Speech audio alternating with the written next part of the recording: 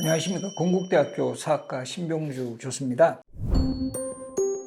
사실 우리 흔히 조선시대 하면 당연히 왕조국가니까 왕이 모든 것을 결정을 하고 왕 말 한마디면 끝난다, 이런 이미지를 많이 생각을 하시는데, 사실 유교국가의 가장 이상적인 정치 형태가 왕과 신하가 서로 협치를 해서 국정을 운영해 나가는 바로 그런 시스템이에요. 그래서 특히 조선시대 같은 경우는 신하들이 상당히 큰 힘을 이제 발휘하는 경우도 많고, 또 성군일수록 신하들의 의견 같은 거를 적극적으로 잘 반영을 해서 정책을 결정을 하는 그런 국정 시스템입니다. 조선시대 언론 3사라에서 사헌부, 사관원, 홍문관, 이런 기관이 있어요. 사헌부는 요즘으로 치면 검찰, 사관원은 요즘으로 치면 언론기관, 그리고 이제 홍문관은 학술연구기관. 여기에 근무하는 신하들은 소위 대간이라고 해서 왕이 뭔가 이렇게 좀 정치를 잘못한다거나 이런 것이 발생을 하면 마음껏 비판하고 견제할 수 있는 그런 역할을 하게 해요. 그래서 우리 영화나 드라마 보시면 신하들이 왕한테 엎드려서 제일 많이 하는 소리가 아니되옵니다, 통초하여 주시옵소서, 이런 이야기 하거든요. 이런 것들을 기꺼이 수용을 하게 했고, 또 유능하고 또 능력 있는 학문적으로 뛰어난 신하들은 왕하고 함께 요즘 표현을 하면 스터디예요. 경연이라고 합니다. 많이 하는 경우 하루에 4번까지 해요. 아침에 하는 조강, 점심에 하는 주강, 저녁에 하는 석강, 필요한 경우는 밤에 하는 야대까지. 하루에 4번 과외 공부하라 그러면 진짜 이거 힘든 그런 직업 아닐까요? 그런데 내가 성군이 되려면 기꺼이 감수해야 된다. 조선왕조실록 기록을 중심으로 해서 조선시대 경연을 가장 많이 하는 왕을 찾아보니까 세종이 2등이시고 성종이 1등이세요. 성종이 1등을 한 비결이라면 비결이 있는데, 밤에 하는 경연, 야대 횟수가 상당히 높아요. 성종이 야대를 많이 하신 것은 어떤 이유가 있을 것 같아요? 술을 좋아하셨다. 예나 지금이나 술 좋아하시는 분들은 밤에 회의 많이 해요. 그런데 이게 술자리라는 것도 잘 긍정적으로 활용하면 상당히 도움이 됩니다. 그래서 실질적으로도 성종이 많은 성과를 보인 왕이에요. 조선 전기의 문물과 제도를 정비를 해서, 그래서 성종이라는 묘를 받았다. 이게 무슨 말이냐면, 조선시대 왕의 호칭은 살아생전에 묻는 게 아니라 돌아가신 후에 이 왕의 업적을 딱 한 글자로 표현해서 어지셨다, 인종, 학문에 뛰어나셨다, 문종, 효성이 지극하셨다, 효종. 우리 시대의 완성을 보이게 한 왕이다, 성종. 그래서 고려시대에도 성종이 있습니다. 6번째 왕 성종이고, 거란과 이 전쟁이 일어났을 때 왕이 고려 성종이고, 고려의 문물과 제도를 잘 정비했기 때문에 성종이라는 묘를 받았다, 이렇게 기억을 하시면 됩니다.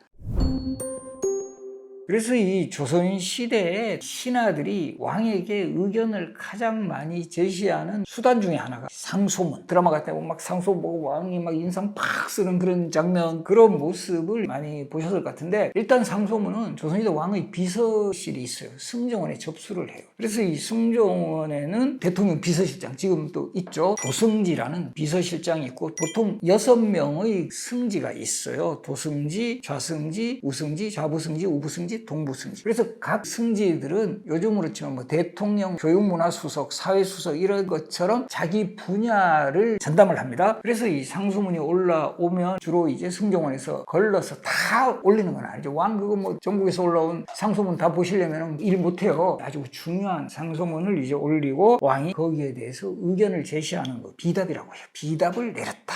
그렇게 해서 상소문 중에서 이제 비답을 내리면 이걸 다시 전달을 하는데, 주로 또 전달하는 형태 중에 하나가 이 조선시대에도 이 승정원에서 요즘으로 치면 신문 같은 거, 공고문 같은 거를 내요. 조보라고 합니다. 조보. 이 조보를 주로 내서 문건을 어디서 수령해 나가냐 하면, 우리 지금도 경복궁에 가보시면 흥내문이 있어요. 정문이 광화문이고 흥내문, 그 다음에 이제 근정문인데, 흥내문 옆에 왼쪽에 보면 기별청이라고 있습니다. 기별청. 승정원에서 문서 업무를 접수도 하고, 또 여기서 조보를 반포를 해가지고 이제 알려주는 거예요. 그렇게 해서 기별이란 말, 우리 지금도 많이 쓰잖아요. 간의 기별도 안 간다. 결국은 소식이 왔느냐, 이런 뜻이에요. 조선시대 이런 상소문 중에서 뭐 특이한 상소문 중에 대표적인 게 지부상소라 해가지고 직접 왕 앞에서 이제 올려요. 그때 도끼를 소지하고 도끼 붙자요. 어떤 의미를 담고 있을까요? 이 의견이 반영이 되지 않으면 저를 죽여도 좋습니다, 이런 뜻이에요. 도끼로 내려쳐도 좋습니다. 이거 아주 강력한 의지를 담. 이 지부상소를 올린 대표적인 인물이 조혼, 임진왜란 때 의병장으로 활약을 했던 이 조혼이 지부상소를 하게 되는 계기가 된 거는, 그 당시 일본과의 관계가, 조혼 같은 사람은 경계하고 있을 때 일본에 저 사신 왔는데 저 사신 저 목 잘라야 됩니다, 이게 핵심이에요. 그리고 또 우리 한말의 의병장으로도 역시 활약하시는 최익현이라는 분이 위정척사 강하게 주장하는 그런 내용의 상소문을 올리면서 도끼를 소지하고 올렸다라는 그런 기록들이 남아 있습니다. 그리고 이제 최근에 이것도 많이 언급되는데 만인소라고 해서 정말 이 상소문이 내용도 길지만 연명한 사람이 만인의 서명을 받는 거. 요즘에 와서 우리 뭐 국민청원운동 뭐 인터넷 같은 데 하죠. 이런 거하고 되게 비슷해요. 영남 만인소 같은 경우는 그 당시에도 유생들이 중심으로 해서 다 서명해서 올린 요 만인소 원본은 지금 안동에 가면 국학진흥원이라는 기관이 있어요. 국학진흥원에도 요 만인소가 전시가 되어 있습니다. 그런데 제가 본 상소문 중에 가장 왕을 당황시킨 대표적인 상소문이라면 1555년에 우리 남명조식이라는 분이 올린 상소문이에요. 남명조식은 퇴계이황 선생과 더불어 영남학파의 양대 산맥으로 꼽혔던, 그래서 그 당시에는 좌택의 우남명, 그래서 두 분이 나이도 동갑이에요. 둘 다 1501년생이셨고, 그래서 우리가 보면 조선시대는 경상 남도 북도가 아니에요. 좌도 우도. 낙동강을 기준으로 왕이 보실 때 왼쪽이 좌도, 그래서 이 경상 좌도는 지금의 안동 예안 이쪽의 중심인물 퇴계이황, 그리고 경상 우도는 지금의 뭐 산청 진주 쪽, 여기에 중심인물 남명조식이라는 분이, 이 퇴계이황 선생은 성리학의 이론 연구에 좀 더 중점을 뒀다면 남명조식은 학자는 모름지기 실천을 해야 된다. 그래서 실질적으로 칼을 차고 다닌 그런 유학자셨고, 그리고 이 남명조식의 가르침의 효과를 본 게 임진왜란 때 의병장이 남명조식의 문화에서 가장 많이 배출돼요. 대표적으로 우리 곽지호 장군 같은 분. 그런 남명조식 선생이 1555년에 지금 또 진주 인근에 단성이라는 곳이 있어요. 단성 현감을 제수받았을 때 사직하는 상소문을 올려요. 그 사직 상소문이 정말 그때 전국을 긴장시키는데, 이미 나라가 거의 지금 망해가는 그런 시점이고 지금 언제 무너질지 모르는 이런 형국입니다 라고 하면서 그 당시에 전국을 아주 날카롭게 비판하면서 어떤 표현을 쓰냐면, 이렇게 나라가 좀 잘못된 원인 중에 하나가 왕께서 너무 나이가 어리셔서 명종이 13살에 왕이 오르는데 그 당시에 어머니였던 문정왕후가 수렴청정을 해요. 우리가 조선시대 이제 대비들은 말을 내리고 정치한다 해서 수렴청정인데, 어떤 표현을 쓰냐 하면 대비께서는 궁중의 한 과부시고, 우리가 진짜 과부한테 과부라고 그러면 일단 기분 나쁘잖아요. 여기다가 명종은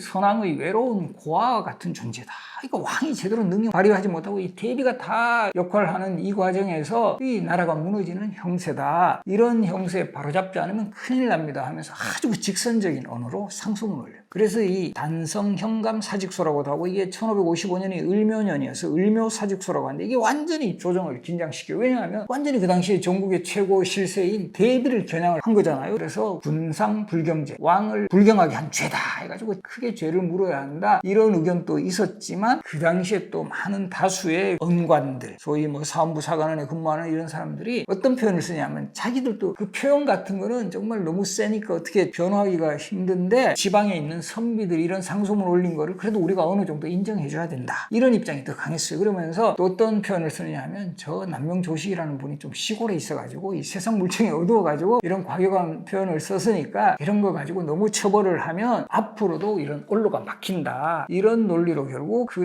처벌은 받지 않고 오히려 남명조식이라는 분의 이름을 조정에 본격적으로 알린 그런 상소문. 그래서 제가 예전에 이 남명조식 선생 관련 글을 쓰면서 조정을 진동시킨 상소문, 이런 표현을 쓰기도 했습니다. 그리고 이제 조선시대는 이제 왕과 신하들이 상당히 좀 협력적인 관계고, 또 왕도 항상 자기 편으로 만들려고 한다 할까요? 그런 노력을 많이 해요. 대표적으로 우리 세종과 같은 분은 집현전을 설치해서 인재를 체계적으로 양성하고, 또 이런 분들이 장기적으로 오랫동안 근무하니까 뭔가 좀 매너리즘에도 빠지고 이러니까 장기 근속자들에게는 유급휴가 제도를 처음 실시해요. 사가, 독서, 임금이 하사해서 마음껏 책도 보고 휴식도 취해라. 우리 또 세조도 이런 참모들 관리하는 데 있어서 좀 재밌는 시스템이 있는데, 술자리를 정말 많이 가져요. 지금 저 경회로 중심으로 해가지고 자주 이 주석 술자리를 가지면서 하고 싶은 말도 하게 하고, 그리고 이 세조는 술자리가 벌어지면 왕의 자리 따로 마련하지 말라고 하고 신하들 자리에 함께 어울려서 막 여러 가지 이야기도 하고, 결과적으로 보면 자신에게 뭐 좀 충성을 다짐하게 하는 방법이기도 했어요. 그래서 이 술자리에서 또 재밌는 에피소드도 많이 벌어졌는데, 이 세조가 뭐 요즘으로 치면 야자타임 같은 거 막 가지게 돼요. 막 술자리 흥해지면. 그때 이 정인지, 우리 세종 때 집현전 학자이기도 했더니 정인지가 조금 나이가 많았는데 보통 우리가 야자타임 하라 그래도 뭐 못하잖아요. 근데 진짜 정인지는 실록의 기록이면 세종 보고 너였잖습니다. 그런 기록도 있고 이 사람들 막 주변에서 말려.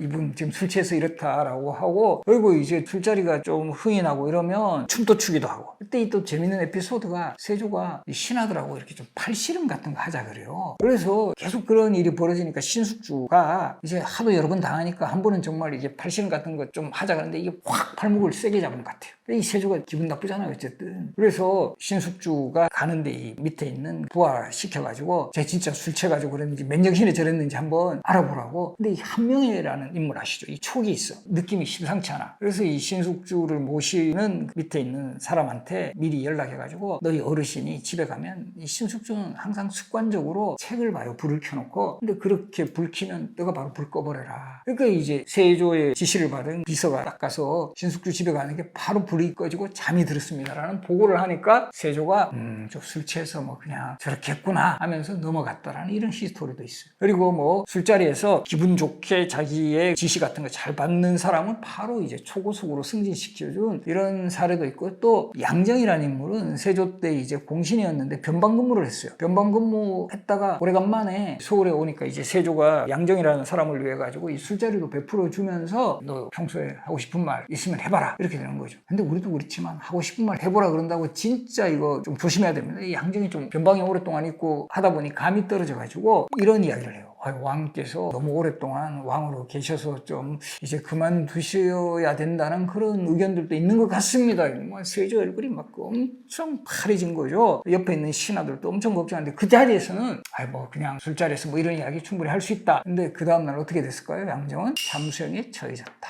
그래서 우리가 보면 왕이 이야기하고 싶은 말 하라고 한다고 마음대로 했다가는 당한 대표적인 사례고요. 또 왕에게 마음대로 이야기했지만 받아들인 그런 사례도 꽤 많아요. 우리가 그 암행어사로 잘 알려진 어사방문수 아마 아실 거예요. 어사방문수 이미지로는 가난한 백성들을 위해서 많은 것들을 베풀어주고 정말 어려운 상황을 해결해주는 이런 이미지인데, 이 방문수라는 인물도 되게 꼬장꼬장해요. 이 성격이 되게 강해. 그래서 당시 영조에게도 아주 직언을 서슴지 않은 그런 인물이어가지고 실제 실록 기록에도 광인이라는 표현이 나와요. 미친 사람, 영조도 사람들 너보고 미친 사람이라는가 따박따박 이야기를 하고 막 표현이 너무 과격한 거예요. 그러면서도 영조가 이를 수용하는 장면도 많아요. 대표적으로 백성들 구휼하는 정책이라든가 특히 인사제도 이런 거 개선해야 되고요. 또 박문수가 어떤 이야기 하냐면 영조하고 사도세자 관계 되게 안 좋았다라는 이야기도 제가 했었는데 세자나 이런 분들에게도 부드럽게 좀 대하셔야 됩니다. 이런 이야기까지 막 해도 영조가 알았다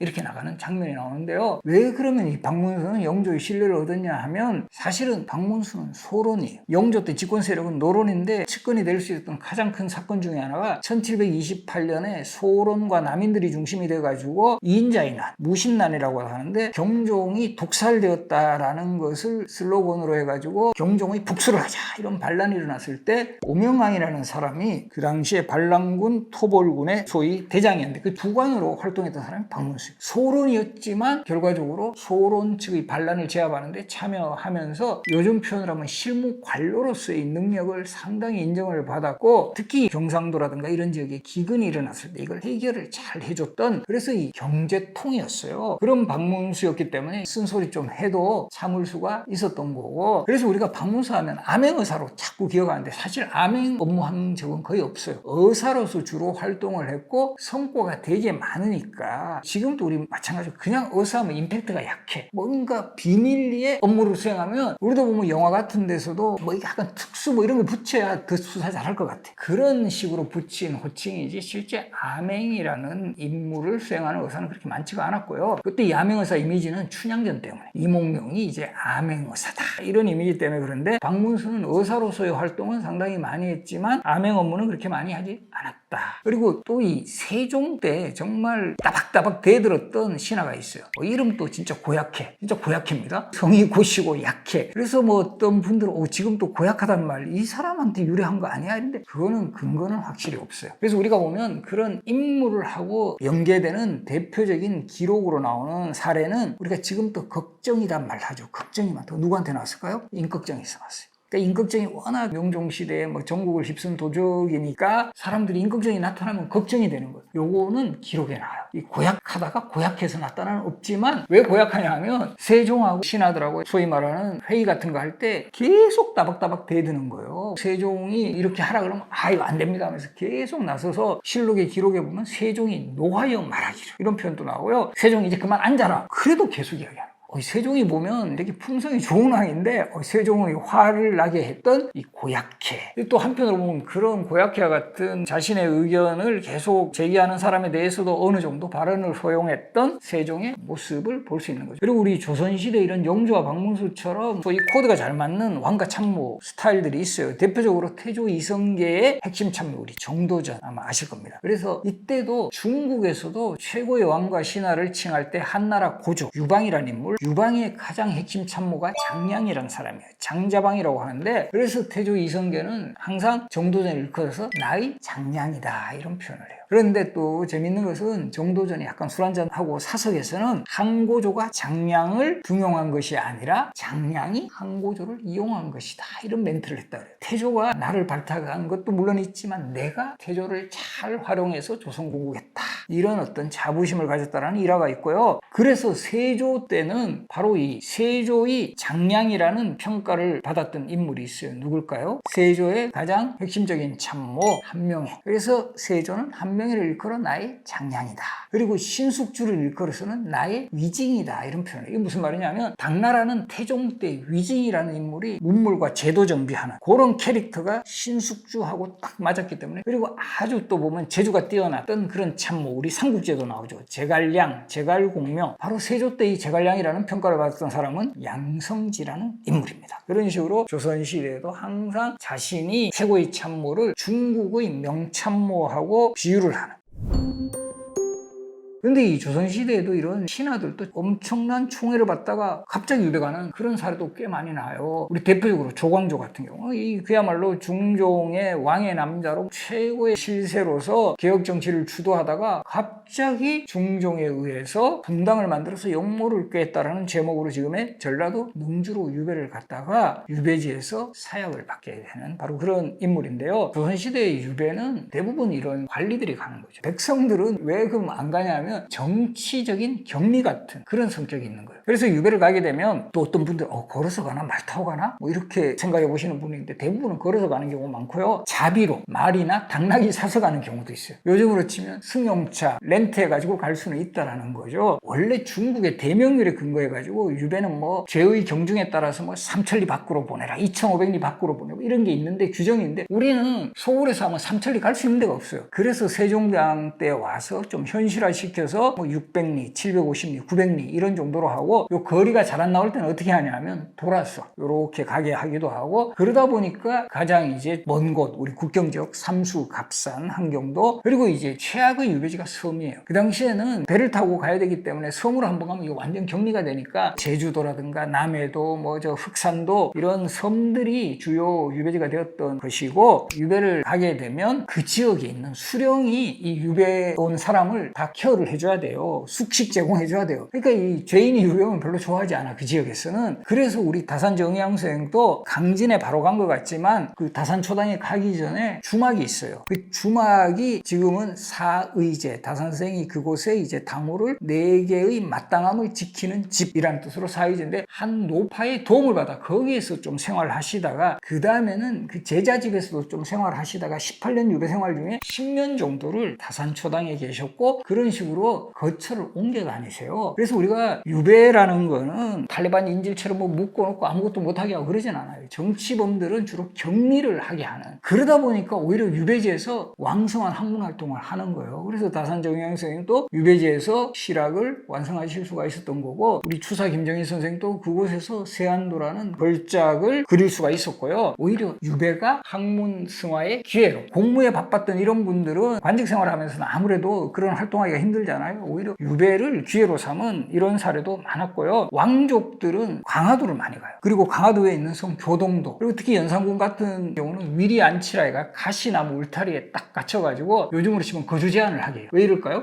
혹시라도 연산군을 지지하는 세력들하고 협력을 할 수도 있다 해가지고 아예 거주지 봉쇄, 그래서 가시나무 울타리를 두르고 그곳에 살겠다, 위리 안치라고 하고, 광해군 같은 경우도 제주도에 강화도를 거쳐 교동도를 거쳐 마지막으로는 제주도 유배를 갔는데, 이때도 정말 좀 씁쓸한 에피소드가 있는데, 거기에 거의 여종 한 명 정도가 밥 정도 주고, 예전 왕이었지만 제대로 도움을 주지 않아요. 그러니까 한 번은 광해군이 화가 나가지고 내가 이래도 한나라의 왕이었는데 너가 나한테 이럴 수가 있느냐라고 이야기하니까 이 여종이 그러니까 왕으로 계실 때 좀 잘하시지, 이제 와서 나한테 왜 그럽니까? 라고 이야기를 했더라. 그런 스토리도 있습니다. 그래서 이 유배지는 역사 여행 답사지로도 매우 좋습니다. 기회가 되신 분들은 그런 현장 답사를 한번 해보시기를 권합니다.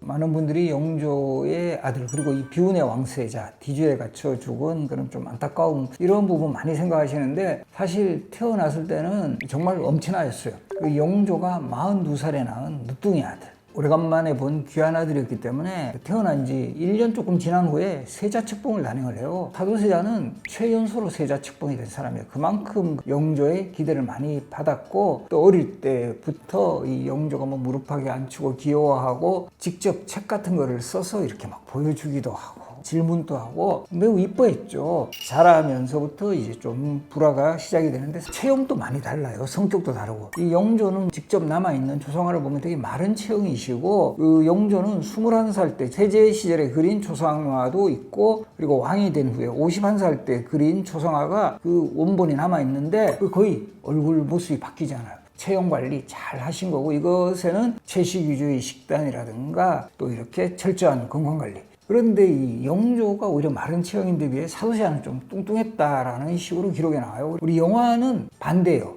우리 영조 역할을 맡았던 송강호 배우가 좀 뚱뚱하고, 사도세자 역할을 맡았던 유아인 배우가 조금 마른 체형인데, 이 영조는 뭐 사도세자가 좀 비만하고 느릿느릿하고 빠릿빠릿하지 못한 거, 이거 되게 좀 불만이었어요. 이제 어느 시점부터는 영조가 타던 그 가마를 아들에게, 사도세자에게 물려주는, 그런데 이 사도세자가 너무 뚱뚱해가지고 가마에 안 들어가는 거야. 사도세자는 좀 공부하는 것보다는 이제 말타기, 뭐 활쏘기, 무예 쪽에 더 관심을 가지게 됐고, 정말 사도세자가 한 7, 8살쯤 됐을 때 한나라에 문제가 좋으냐 무죄가 좋으냐 이렇게 이제 질문을 던졌을 때 눈치 보면서 문제가 좋다고 이렇게 하는데, 무죄는 조금 약간 무 쪽에 영향이 컸던 왕이었는데, 사도세자가 아버지 눈치 보려고 저는 문제입니다 이러니까 너 무죄 좋아하면서 이런 말 하는 거 아니냐 그러면서, 좋게 표현하면 용맹하지만 부정적으로 하면 너무 호황하고 이런 것만 추구하기 때문에 이런 부분 고쳐야 된다라고 하면서, 어릴 때부터 영조하고 사도세자가 이제 성격이 잘 안 맞고 점차적으로 이 불화가 쌓여가게 됩니다. 불화의 결정타가 되는 사건이라면, 조선시대 왕의 평균 수명이 48인데 이미 영조는 그 당시에 이제 50이 넘었으니 본인이 또 뭐 언제 돌아가실지도 모르고 하니 사도세자에게 미리 왕 수업을 받도록 이제 합니다. 그래서 이 형태를 대리청정이라고 하는데, 이 대리청정하는 과정에서 더 두 사람의 불화가 쌓여가는 거예요.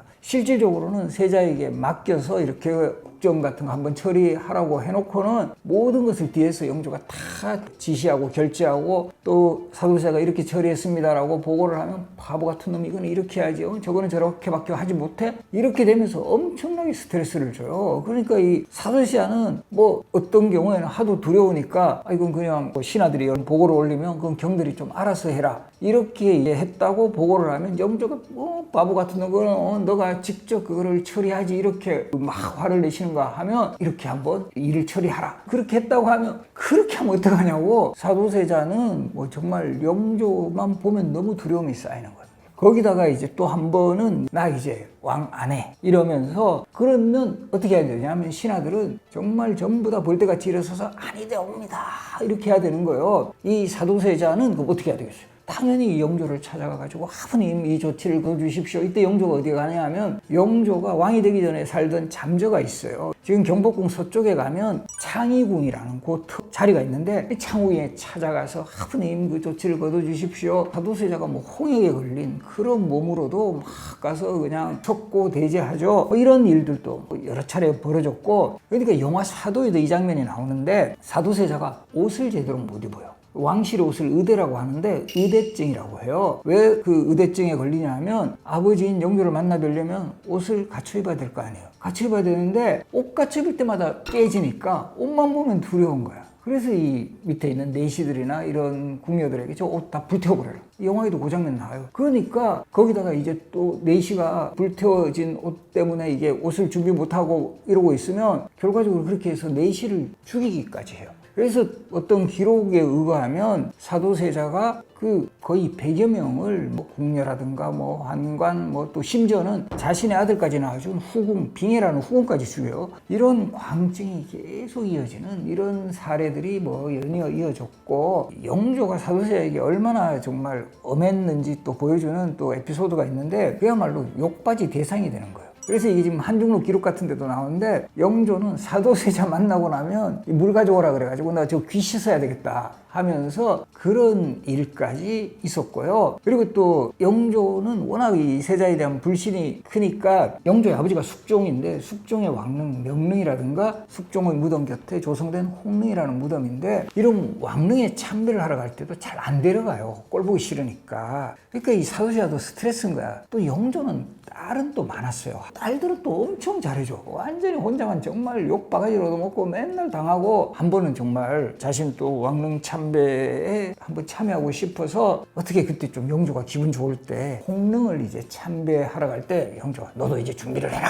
이렇게 된 거예요. 그러니까 사도세자 입장에서는 그래도 아버지가 나를 좀 인정했구나 이런 생각 들겠죠. 그래서 이제 같이 이제 막 준비를 하고 있는데 그날 비가 내려. 그러니까 영조가 이게 막 버럭 화를 내면서 네가 따라오니까 비가 온다고 이렇게 이렇게 되는 거예요. 그런 것들이 결국 쌓이고 쌓여서 영조가 세자의 문안 인사도 받지 않아요. 꼴 보기 싫으니까 뭐 문안 안 해도 돼 이렇게 되고, 그리고 그 이후에도 영조가 사도세자의 문안을 안 받고 이런 과정에서 사도세자는 호련히 그냥 궁 밖을 나와가지고 막 돌아다니는 거예요. 성균관 유생들도 상소 같은 거 올려가지고 막 세자가 뭐 함부로 뭐 궁 밖을 돌아다닌다. 그리고 결정타가 된 게 1761년에 사도세자가 역시 영조에게 보고도 하지 않고 비밀리에 평양을 가서 20일 정도 있다가 다녀와요. 이게 이제 영조도 처음에는 몰랐어요. 이게 언제 밝혀지느냐 하면 1762년에 나경원이라는 인물이 한 장의 고변서를 올려요. 세자의 비행을 조목조목 알리는 바로 그런 내용들이었고, 바로 평양에 갔다 온 이야기라든가 궁녀를 죽인다든가 이 사도세자의 비행을 조목조목 적어서 이제 올렸는데, 보고서가 올라온 후에 나경원의 고변서가 올라왔지만 그 고변서 내용은 정확하게 기록이 되어 있지 않은데 바로 이 영조가 이 나경원도 그대로 이제 처형을 시켜버려요. 그러면서 훗날 영조가 나경원 고변 사건을 끌어들이면서 저기에 너의 비행이 이렇게 적혀 있다. 이렇게 세자가 20일 동안에 몰래 평양을 빠져나갔음에도 관리들 너희들도 하나도 나한테 보고하지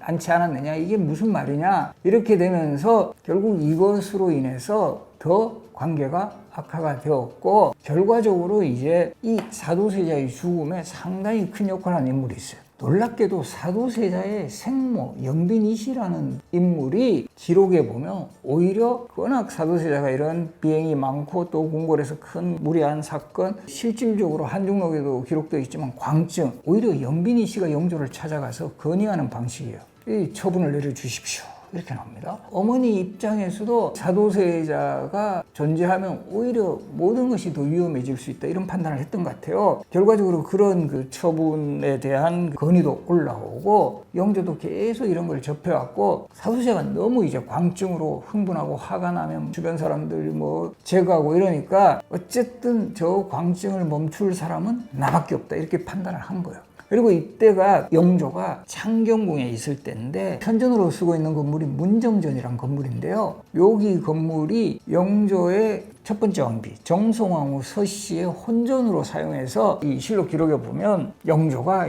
그 사도세자를 뒤에 갖춰 죽이는 그 시점에 정송왕후의 혼령까지 나타나서 너를 죽이려고 한다. 이런 표현을 해요. 그러면서 사도세자를 바로 이 혼전이 있는 문정전 앞마당에 들어오게 합니다. 뒤주에 갇혀 죽었다. 우리 이것만 기억을 하시지만 처음에는 자결을 명해요. 영조가 일단 칼로 해라 이랬는데 그 주변에 워낙 신하들이 많고 실록 기록에도 등장을 해요. 이 자결을 말려요. 영조가 저 외소조방에 있는 뒤주를 가져오라 이렇게 되는 거죠. 왜 뒤주였을까요? 뒤주는 일단 들어갈 수가 있죠. 그리고 거기에는 잠금 장치가 있다라는 거죠. 우리가 원래는 쌀 같은 거 보관하니까 일단은 바로 처형하는 것보다 뒤주에 가두어 두면 좀 생각할 시간을 좀 가지지 않았을까 이런 생각도 들어요. 결국은 뒤주에 갇혀서 일주일 정도 있다가 이제 고통스럽게 그 삶을 마감을 하게 되고, 사도세자의 죽음에는 과연 어떤 세력들이 관여를 했느냐. 근데 크게 보면 영조의 처분이에요. 영조 때의 집권 세력인 노론 세력에 대신하는 소론 세력 쪽에서 이런 사도세자를 부추겼다, 정치 세력에 좀 영향을 받은 그런 부분은 있었지만 사도세자를 부추겨서 이 쿠데타를 하려고 했고 사도세자의 제거로 이어졌다. 이건 너무 지나친 비약으로 볼 수 있고요. 사도세자가 뒤지에 갇혀 죽기 3년 전에 1759년에 정순왕후가 영조의 계비로 들어와요. 그런 정순왕후 세력들도 집안 자체는 노론 집안이고, 그래서 이 정순왕후 세력이 사도세자의 죽음에도 관계하고, 나중에 또 정순왕후가 정조의 죽음에도 관계했다 이런 것도 역시 너무 지나치게 대립구도고, 사실 정조 같은 왕도 돌아가시기 직전까지도 그 왕실의 최고어른인 정순왕후를 잘 이제 모셔라는 그런 지시까지 내려요. 이 정조의 죽음 이후에 신유 박해라 해가지고 천주 박해 사건이 일어나면서 정조 때 어느 정도 좀 적극적으로 후원했던 난인 세력들이 대거 이제 정치적으로 숙청당하고, 이때 정양수도 기양을 가죠. 그런 부분 때문에 그런 제시를 하는데, 항상 이건 왜 그러냐면 정치적으로 너무 대립구도 같은 거, 이런 것들을 강조하는 경향에서 나온 거다. 어떤 면에서는 영조 입장에서 실컷 죽여놓고는 내가 너 정말 참 생각하고 애도한다. 영조가 부여한 호칭이에요. 사도, 생각할 사, 애도할 도. 영조가 조선의 왕 중에서는 가장 최장수왕이에요. 꼭 83세까지 장수하셨고 52년 제위를 했는데, 보통 조선시대 왕은 한 텀이 한 20년에서 한 30년 정도. 그래서 대략 아버지가 한 40대 후반 50대 초에 돌아가시면 20대 후반쯤에 왕이 되셔서 한 20여 년 왕하시다가 돌아가시면 그 아들이 왕위를 계승하는 게 일반적인 사이클인데, 영조는 철저한 건강관리에다가 해서 이례적인 장수를 하니까 어떻게 보면 두 텀을 하시게 되는 거예요. 이 두 텀을 하시게 되면 가장 강력한 어떤 면에서는 경쟁자가 될 수 있는 인물이 세자가 될 수 있다는 거죠. 그래서 영조가 양위 파동도 여러 번 일으키는 거예요. 내가 왕위를 물려주고 나 은퇴하겠다. 근데 또 영조 입장에서는 정신적으로도 문제가 많고 사고가 치고 뭔가 나오고 여러 가지 국정 운영 스타일도 다른 저 아들이 후계자가 되어 나의 왕위를 계승하는 것보다 내가 건강해서 계속 할 수 있으니까 내가 두 텀하고 그 과정에서 저 세자를 제거하는 것도 좋을 것 같다. 이런 판단을 해줄 수 있다는 거죠.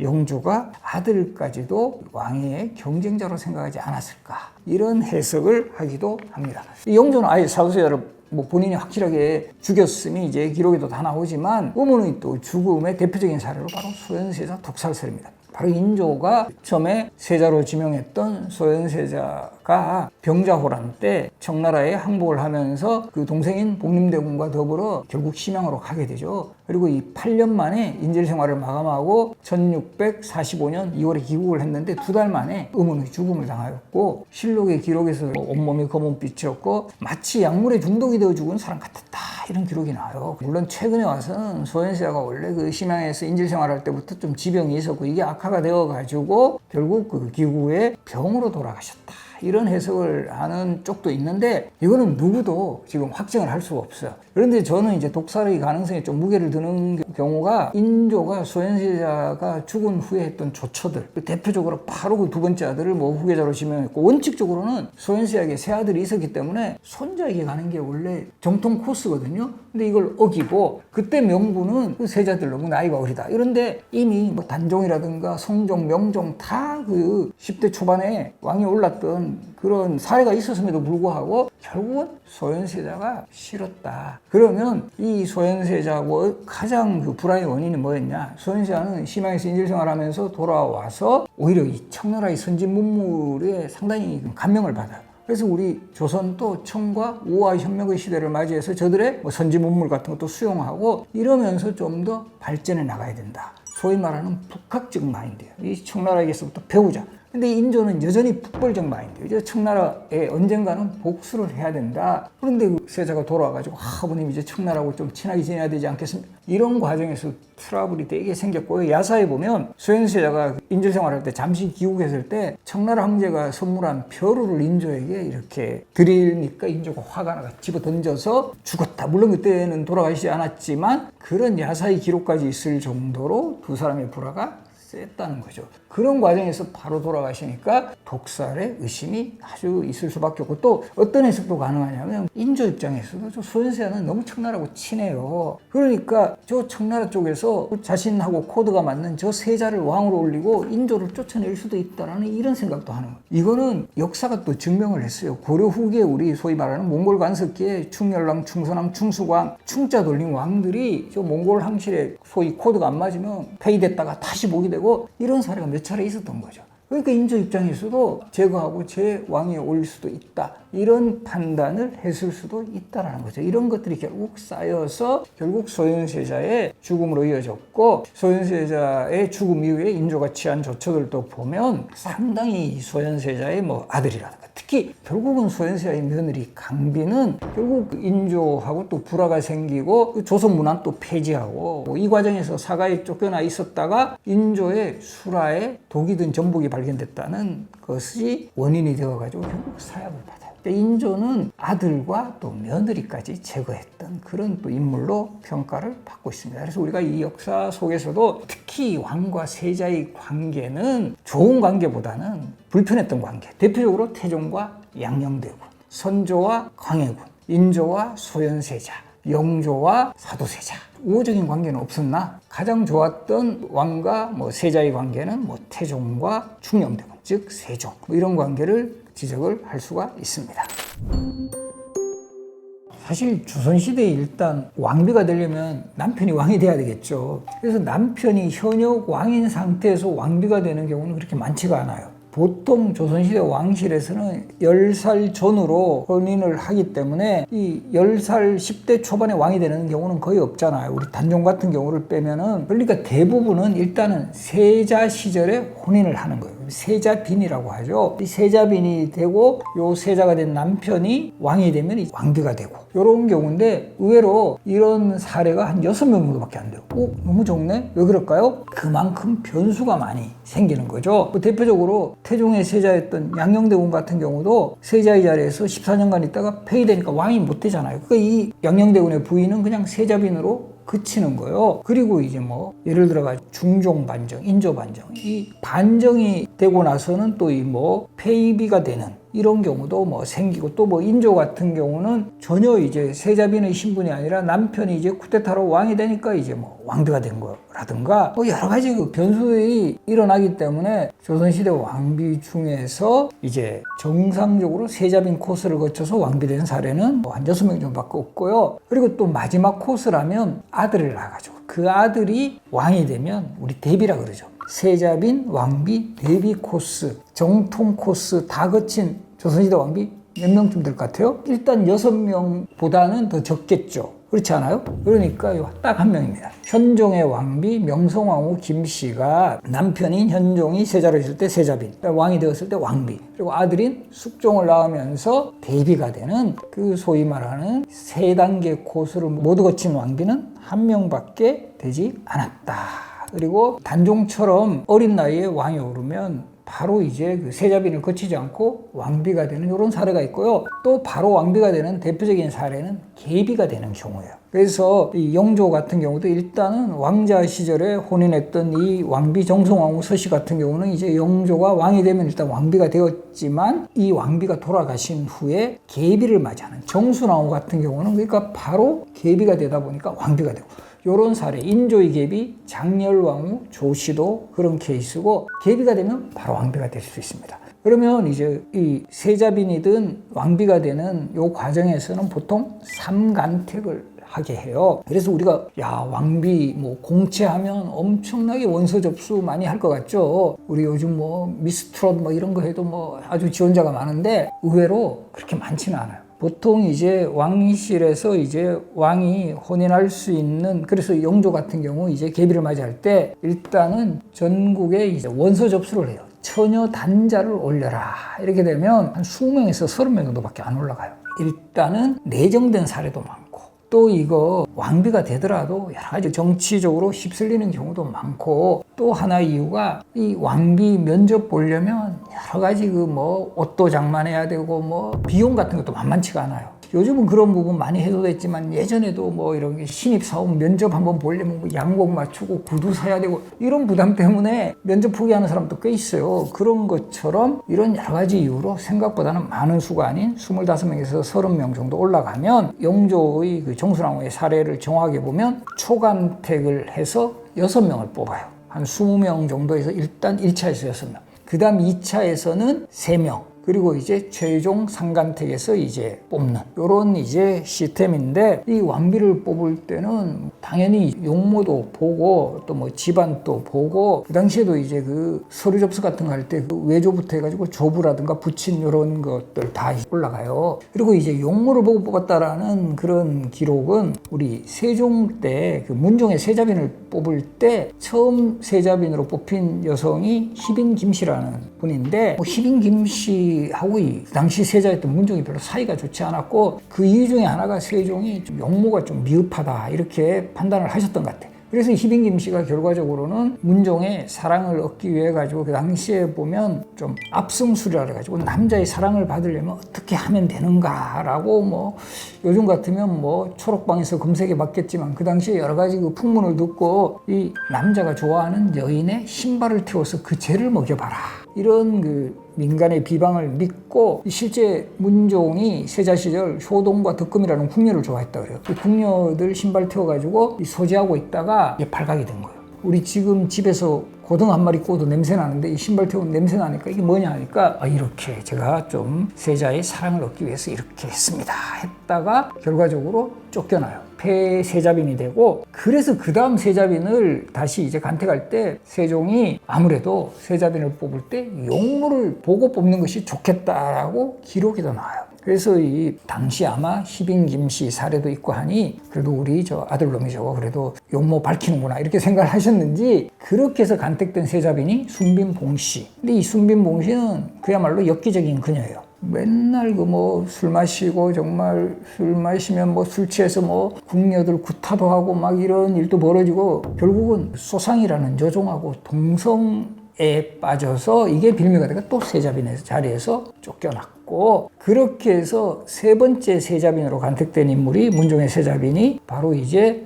현동하고 권씨 단종을 이제 낳게 되는 분인데요. 현도광후 같은 경우는 이제 후에 왕후로 추존됐지만 세자빈의 신분에서 단종 낳다가 출산 후유증으로 사망을 합니다. 그래서 세종의 입장에서 보면 그 세 명의 며느리를 다 잃는 그런 또 아픔을 겪기도 했고요. 그리고 이제 이런 또 용모 그리고 뭐 집안, 거기다가 또 세자빈이든 왕비를 뽑을 때 면접 점수가 크게 작용을 했다라는 기록이 나오는데, 바로 영조가 이제 정순왕후를 계비로 맞이할 때 최종 면접에서 이 세상에서 제일 예쁜 꽃이 뭐냐 하니까 뭐 어떤 교수는 모란이다, 장미다, 동백이다 하고 있는데 정순왕후는 목화라고 하죠. 왜 목화라고 생각하냐? 너는 하니 목화는 많은 사람들에게 옷을 만들어 줄 수 있습니다. 그리고 이 세상에서 제일 깊은 게 뭐냐? 어떤 사람은 물이 깊다, 산이 깊다 뭐 이러고 있는데 정순왕후는 인심이라고 합니다. 사람의 마음은 이걸 그 깊이를 알 수가 없습니다. 그래서 야, 얘 정말 똑똑하다 해서 뽑혔다라는 내용이 야사에 등장을 하고요. 그런데 이 정순왕후가 만만치 않는 게 요 왕비로 간택이 되면 미리 한 달 정도 별궁에서 왕비 수업을 받아요. 우리도 보면 처음에 대학교 들어오면 오리엔테이션 뭐 1박 2일, 2박 3일 받듯이 이 왕비는 한 30일 정도 그 오리엔테이션 받을 때 이제 혼례식을 하기 전에 이제 옷을 갖추어 입어야 된다고 해서 이 상궁이 가서 이 정순왕후에게 옷의 치수를 한번 재보겠습니다 하면서 좀 뒤돌아서 주시겠습니까 하니까 정순왕후가 째려보면서 네가 돌아봤으면 되지 않겠느냐라고 했던 뭔가 이렇게 생켜의 모습이 이 기록에 등장을 하게 됩니다. 그래서 이런 우리가 이 왕비가 되게 되면 상당히 뭐 보면 드라마 같은 데서도 뭐 가채에다가 화려한 의복에 정말 왕실의 최고 여성이고 이런 모습만을 떠올리지만 사실은 그렇게 좋은 직업은 아니에요. 일단은 행동 방향이 상당히 제한이 돼요. 그나마 왕은 궁 밖을 좀 나가는 일이 꽤 있지만 왕비는 거의 궁궐 안에 갇혀져 있어야 되고, 우리가 지금 경복궁에 가면 왕비 침전이 교태전인데 그나마 교태전 그 뒤편에 인공 정원을 만들어서 아미산 정원이라고 하는데 그런 정도를 좀 바라보거나 이제 궁궐 뒷뜰 같은 거 이제 후원 영역이죠. 거닐거나 그러니까 주로 뭐 이렇게 궁중에서 뭐 독서를 하거나 그래서 이 편지 같은 것도 많이 있어요. 좀 답답한 생활을 좀 호소하는 이렇게 이제 생활도 상당히 그 제한이 된 상황에서 또 이 정말 정치적으로 휘말리게 되면 그 집안이 상당히 화를 당하는, 예를 들어 가지고 세종의 왕비 소원왕후 심씨 같은 경우는 왕비가 되자마자, 즉 세종이 왕이 되자마자 그 친정 아버지 시몬이라는 인물이 역모 혐의로 처형당하고요, 친정 어머니 즉 시몬의 부인은 관노비가 돼버려요. 그러니까 이런 것들을 정말 자신은 왕비가 됐지만 진정은 완전히 그냥 그 멸문의 화를 당하는 이런 사례가 있고요. 그리고 항상 조심조심 하는 과정에서도 왕이 쫓겨나는 그런 사례도 꽤 많습니다. 대표적으로 우리 단종의 왕비 정순왕후 송씨 같은 경우는 단종이 이제 왕의 자리에서 쫓겨나서 노상군으로 강경되고 영월에 청룡포로 유배를 가게 되는 그 과정에서 정순왕후도 궁 밖을 쫓겨나게 돼요. 우리가 보면 왕실의 여성들이 궁 밖을 쫓겨나면 갈 곳이 별로 없어요. 주로 어디 가냐 하면 정업원이라 해서 궁중에 이런 여성들을 위한 절이 있어요. 이 정순왕후도 지금의 종로구 창진동에 가면 그 정업원에서 그 비구니 생활을 하기도 했고 또 생계는 유지해야 되니까 어떤 일을 했냐 하면 그 샘물에 자줏빛 샘물에서 지금도 그 현장 남아있어요. 자지동천이라고 합니다. 그 샘물에 흰 무명 옷감 같은 것을 물들이면 염색이 되잖아요. 이것을 정말 염색업에 종사하면서 생계를 유지했다. 그리고 이때 이 정순왕후의 그 안타까운 삶을 좀 이렇게 삶을 뭔가 이렇게 좀 애틋하게 생각했던 사람들이 지금의 동대문 부근에서 채소들을 이렇게 이분에게 공급했다. 여인 시장이 열린 계기가 됐다. 이런 이야기도 전해지고 있고요. 그래서 이 단종의 왕비, 뭐 정순왕후 송씨, 그리고 우리 연산군의 왕비 같은 경우도 그 패비신씨, 또 바로 남편이 왕이 되자마자 결국 쫓겨날 수밖에 없었고, 우리 중종의 왕비도 반정으로 남편이 왕이 되자마자 7일 만에 왕비 자리에서 쫓겨나요. 이유는 이 단경왕후 신씨 아버지가 신수군이라는 사람인데 연산군의 처남이었어요. 연산군의 처남이기 때문에 요즘 표현을 하면 적폐 세력의 딸이 왕비가 되어서는 안 된다. 그래서 중종은 왕이 되자마자 이 왕비는 7일 만에 쫓겨났고, 그래서 남편인 중종하고 금술은 좋아서 인왕산에 올라가서 치마를 걸어두었다. 그래서 지금도 저 바위를 치마바위라고 부르고 있고요. 그리고 이 장면이 2017년인가 KBS 드라마 7일의 왕비라는 드라마로 이제 방송이 되었고, 이때 단경왕후 신씨 역할을 박민영 배우가 했어요. 그리고 이때는 드라마상에서는 단경왕후의 이름이 신채경으로 나갔어요. 근데 사실 단경왕후 이름 몰라요. 우리 조선시대 왕비는 이름이 알려진 경우는 거의 없습니다. 거의 유일하게 알려진 왕비 이름 중에 한 명이 바로 장희빈이에요. 장옥정. 그래서 우리 예전에 그 김태희 씨가 장희빈 역할을 맡았던 드라마 제목이 장옥정, 뭐 사랑에 살다 뭐 이렇게 나간 건데, 그런데 왜 장희빈은 어떻게 실명이 공개가 됐지? 오히려 장희빈을 반대하는 세력의 인물 중에 민진원이라는 사람이 쓴 단한 말록에 보면 장옥정 돼 있는 거예요. 사실은 왕비 이름을 그렇게 쉽게 부르면 안 되는데 이 좀 반대 세력의 정치인이 있었다 보니까 장옥정 이렇게 이름을 팍 노출을 시켜서 우리가 그 이름을 알게 된 거고요. 신채경이라는 인물도 앞에 소개했지만 단경왕후도 그 이름은 그 당시 조선시대 일반적인 여성들 그렇게 예쁜 이름 안 써요. 현대적인 이름이잖아요. 채경이 아마 신복순, 신말숙 뭐 이런 이름일 가능성이 높은데 이 드라마에 신말숙 이렇게 나가면 약간 깨잖아요. 그래서 예쁜 이름으로 나갔다. 그래서 남편이 왕의 자리에서 쫓겨나면 광해군도 마찬가지예요. 광해군도 왕의 자리에서 쫓겨나니까 이 왕비도 패비유씨라고 하는데 바로 일반 민간인이 되는 이런 아픔을 겪게 되었다. 이렇게 볼 수 있고, 그리고 이제 항상 그 조마조마하죠. 이 왕비로 산다는 것은. 그리고 이제 가장 큰 스트레스 중에 하나가 자식을 낳아야 돼. 아들을 낳아. 그래서 이제 왕이 아들을 낳게 되면 그 아들이 이제 왕이 되니까 상당히 이제 자신의 큰 역할을 했지만 이제 그렇지 않은 왕비들이 더 많아요. 그래서 우리 조선시대에는 왕비 왕들 중에서 낳은 아들도 있지만 이제 계비가 낳은 아들도 있을 수 있고, 또 왕실에서는 왕비나 또 왕비가 돌아가시면 계비를 맞이하는데 요 적자라고 해요. 이 적자를 기대하는 게 최선이지만 그렇지 않은 경우가 있으니까 왕도 그래서 후궁을 드리는 거예요. 후궁을 들여서 왕실의 자손들을 안정적으로 생산을 할 수 있는, 이게 제일 이제 중요한 또 왕비의 역할이었고, 이게 왕비가 그 임무를 수행하지 못하면 후궁이 그 역할을 하게 했고, 그래서 우리가 보면 요 왕도 후궁을 합법적으로 드릴 수가 있어요. 왕의 첩일 수 있죠. 근데 이제 참고로 조선시대 왕 중에 후궁이 가장 많았던 왕은 태종이 19입니다. 19.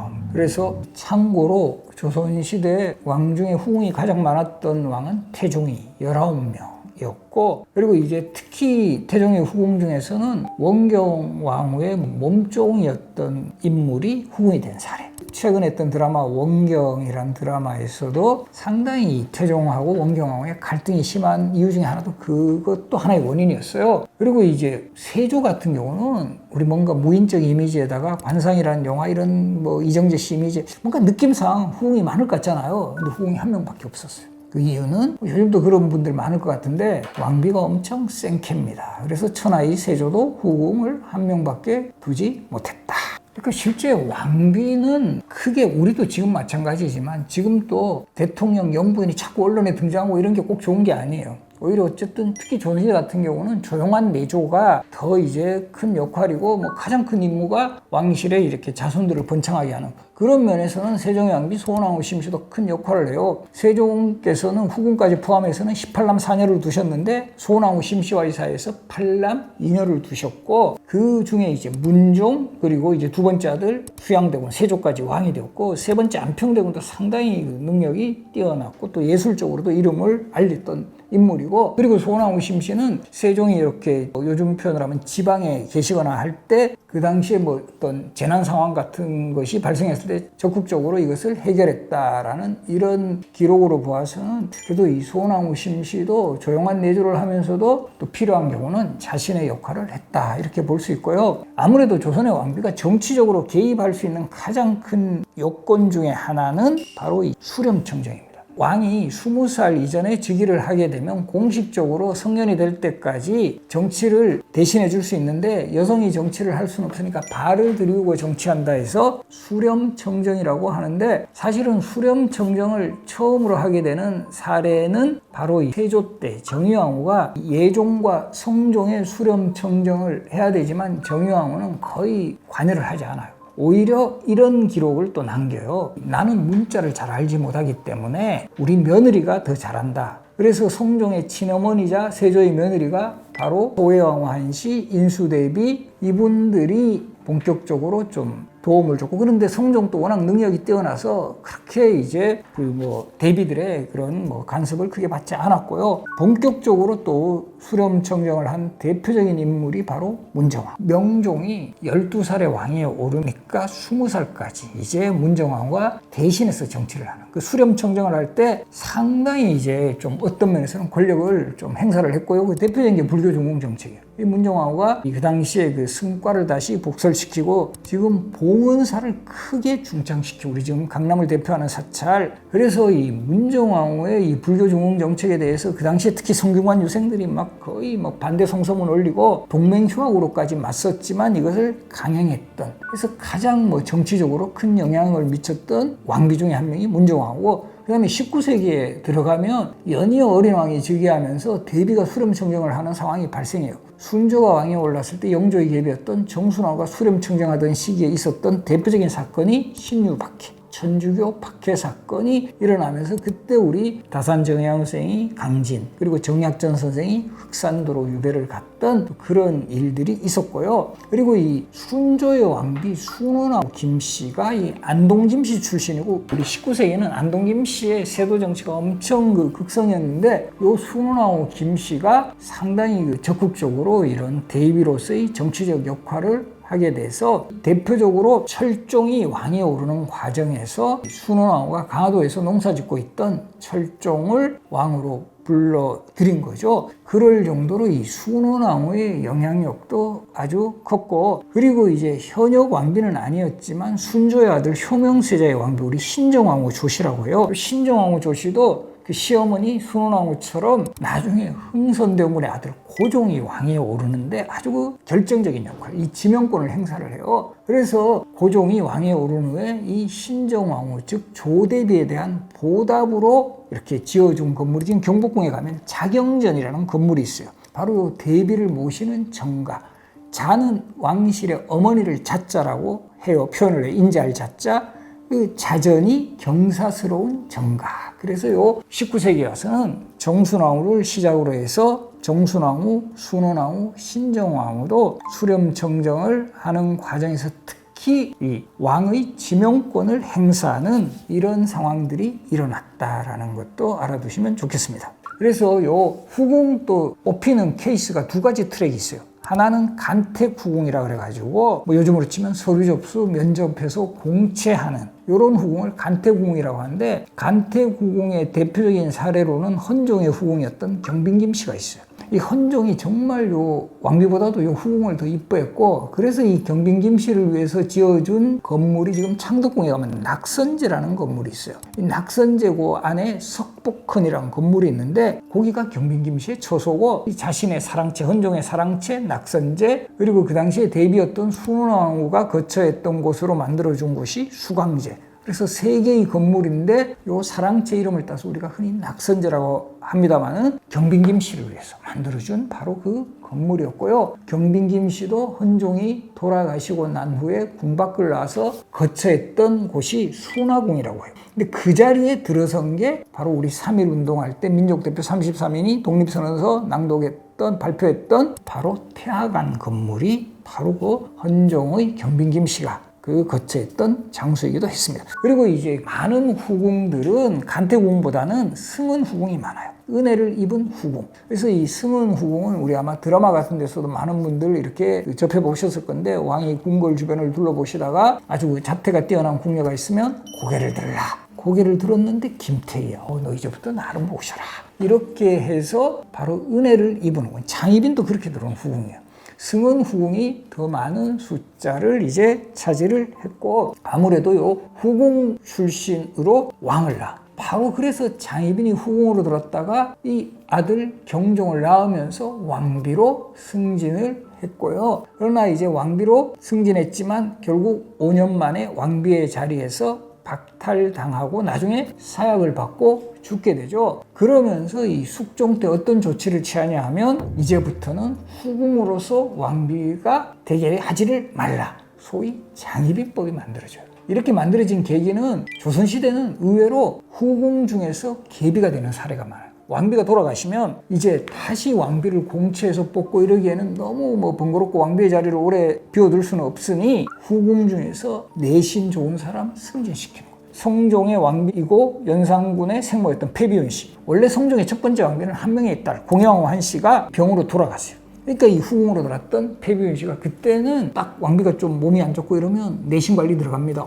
나한테도 기회가 있을 것 같다. 그래서 뭐 커피 타오라 그러면 네, 그러고 복사해오라 그러면 네, 그러고 그 당시에도 아주 그 왕실에서 어른들 잘 모셨다는 평이 있어요. 그리고 거기다가 연산군까지 임신했기 때문에 계비로 승진했고, 우리 장경왕후 윤씨 중종의 계비도 후궁 출신에서 승진을 했는데, 문정왕후가 바로 공채 출신 첫 계비예요. 그 이유는 장경왕후 윤씨가 돌아가시고 후궁 중에서 승진시키려고 했는데 승진 1순위가 경빈박씨라고, 우리 예전에 여인천하라는 드라마 보신 분들은 메이야라고 했던 그 유행을 남겼던 도지훈 배우인데, 경빈박씨는 연산군 때 흥청 출신이다라는 이런 게 정말 뭔가 아주 흠 같은 게 있어서 이제부터 공채하자 해서 공채 출신 첫 계비는 문정왕후 윤씨고요. 후궁 중에서 왕비로 승진했다가 결국은 사약을 받고 죽으면서 계비는 후궁 출신으로는 하지 말라는 장희빈법이 만들어졌다라는 거 기억을 하시고요. 기본적으로 왕은 후궁하고는 묻히잖아요. 왕비하고는 묻히는 경우도 있고, 근데 홀로 묻히는 경우도 많아요. 우리 태조 이성계 동구릉에 가면 권원릉도 홀로 계시고, 그리고요 강남에 가면 정릉 이것도 역시 중종의 홀로 이렇게 계신 무덤이고, 가장 일반적인 형태는 쌍릉, 왕과 왕비가 같이 묻혀 있는, 저기 서초구 내곡동에 가면 태종의 무덤, 헐릉이 태종하고 원경하고 민씨, 그리고 이제 철릉이 되는 경우 우리 세종의 무덤도 옮겨진 거예요. 경기도 여주로 옮겨진 거고, 우리 정조의 무덤도 처음에 있던 자리에서 옮겨지는, 이런 철릉을 할 때는 왕과 왕비가 합장을 하는 경우가 많아요. 그래서 이 지금 경기도 여주에 있는 세종의 영릉, 세종과 소원왕후의 합장릉, 그러니까 형식상으로는 한 개 이름으로 보이죠. 그리고 저 정조의 무덤 걸릉이 지금 바로 정조와 효의왕후가 이렇게 함께 묻혀있는 합장릉이고, 이 어떤 면에서 보면 이게 왕비복이 제일 뭐 많다고 해야 되나 뭐 모르겠는데요. 숙종 같은 경우는 이 함께 했던 왕비가 총 4명이에요. 인경왕후, 그 다음에 계비였던 인현왕후, 두 번째 계비 인논왕후, 그리고 한때 후궁에서 왕비가 되었던 장희빈까지 4명의 왕비와 함께 이제 생활을 했었는데, 돌아가신 후에 지금 소호릉에 가면 숙종의 명릉이 있는데 바로 그 옆자리는 인현왕후 민씨, 그리고 그 빈자리에 또 한 곳은 인경왕후의 익릉, 그리고 인원왕후도 숙종하고는 제일 오랜 기간을 살았어요. 나도 숙종 곁에 묻어줘 해서 영조 때 바로 요 명릉의 윗자락에 좌측 언덕에 인원왕후의 무덤이 조성이 되었고, 장희빈은 사약을 받고 죽으면서 경기도 광주에 무덤이 조금 이제 있었는데, 이 도시개발이 되면서 1969년에 이 무덤을 숙종의 명릉 자리로 옮겨야 된다 해서 명릉 경역에 다시 왔어요. 그러니까 숙종의 입장에서 저 여자 또 따라왔나 이렇게 생각을 할 수 있는 장면이고, 결과적으로 숙종은 함께했던 왕비 4명과 같은 경역에 계십니다. 그 반대가 중종은 3명의 왕비가 함께 있었지만, 활동을 했지만, 첫 번째 왕비 당경왕후, 장경왕후, 그리고 두 번째 계비 문정왕후도 지금 저 태릉에 가 계시고, 그 바람에 3명의 왕비와 함께 했지만 지금 강남 한복판에 홀로 묻혀 계십니다. 후자는 더 편할 수도 있다. 그래서 무덤은 각 무덤마다 그 역사와 스토리, 그리고 의외로 조선 왕릉이 옮겨진 왕릉, 우리 영화 파묘 보신 분들 많으실 건데 철릉한 사례가 되게 많아요. 뭐 풍수지리적인 이유도 있지만 또 가장 큰 게 여러 가지 그 정치적인 입장 같은 것이 배경이 되면서 결과적으로 이 왕릉도 옮겨진 무덤이 많다. 숙종의 아들이 영존인데 정성왕후가 1757년에 돌아가시니까 영조가, 그때 영조 나이도 꽤 됐어요. 부인 먼저 아버지 무덤 곁에 가 계시오. 그리고 옆자리 비워둬요. 내가 죽으면 거기 묻히겠다. 이렇게 됐는데 영조가 정순왕후를 66세에 15세 신부를 계비로 맞이한 후에 힘을 내셔가지고 17년을 더 사셨어요. 그러면서 그 다음에 무덤을 조성해야 돼. 분명히 저쪽에 무덤 자리 만들어줬지만 정조가 영조의 의중을 파악을 한 거예요. 영조는 계비하고 묻히고 싶어 할 것 같다. 그래서 영조의 무덤을 지금 동구릉에 있는 건원릉 옆에 서쪽 자리에 만들어 놓고, 결국 정순왕후가 영조 사후 29년 만인 1805년에 그 자리를 차지하게 됩니다. 그러면서 정말 두 분은 나이 차를 초월해서 월릉이라고 하는데 나란히 잘 묻혀 계시지만, 정성왕후는 저 숙종의 무덤 저 소릉 자락에 홀로 묻혀 있으면서 거기가 또 엄청 극한 장소예요. 시아버지에다가 센 시어머니 4분 쫙 거기 있는 곳에 그나마 남편인 영조라도 오면 조금 고통이 분담될 거 아니에요? 남편은 저 어린 계비 쪽으로 가버리시는 바람에 지금 또 홀로 이 시아버지하고 4명의 시어머니를 모시는 그런 좀 안타까운 상황에 처해 있는 무덤이 소호릉에 있는 정성왕후의 홍릉입니다. 그래서 소호릉 가셨을 때는 약간 좀 깊숙이 있어서 잘 찾지 않는 곳인데, 그까지 한번 답사해 보시면 좋을 것 같습니다.